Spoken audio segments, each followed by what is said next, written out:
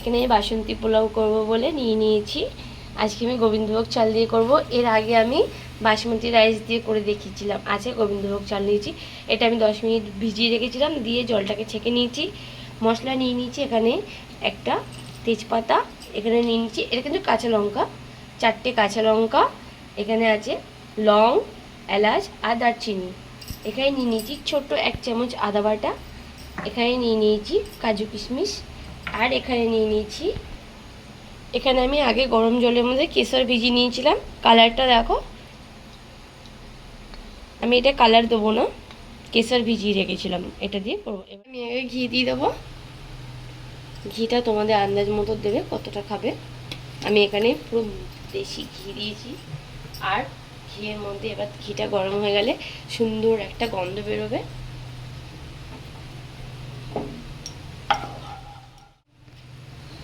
ঘিটা গরম হয়ে গেছে, আমি এখানে এই ফোড়নগুলো সব দিয়ে দেবো। এটা ভালো করে ভেজে নেবো।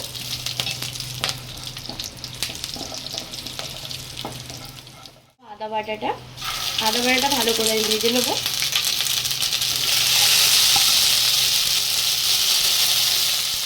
এখানে দিয়ে দেবো কাজু কিশমিশ,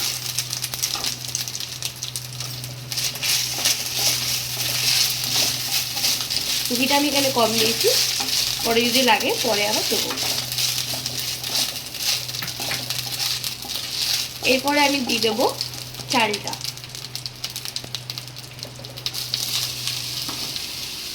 চালটা আমি এটা নিয়েছি একটা বড় বাটির 1 বাটি চাল। এবার যতটা চাল তার ডবল কিন্তু জল দিতে হবে। চালটা দিয়ে এবার ভালো করে একটু নাড়িয়ে নেবো। তো নুন দিয়ে দেবো, এরপরে দিয়ে দেবো চিনিটা তোমরা যতটা মিষ্টি খাবে সেই আন্দাজ বুঝে চিনিটা দেবে।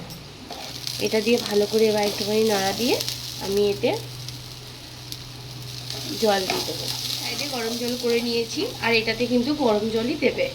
এটা আমি একটা বাটিতে করে চাল মেপে নিয়েছি, সেই আন্দাজ করেই কিন্তু এবার আমি জল দেব। এটা কিন্তু গরম জল, ঠান্ডা জল কিন্তু একদমই দেওয়া যাবে না।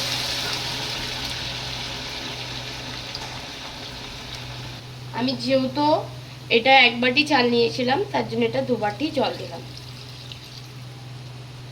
এরপরে দিয়ে দেবো আমি কেশরের জলটা।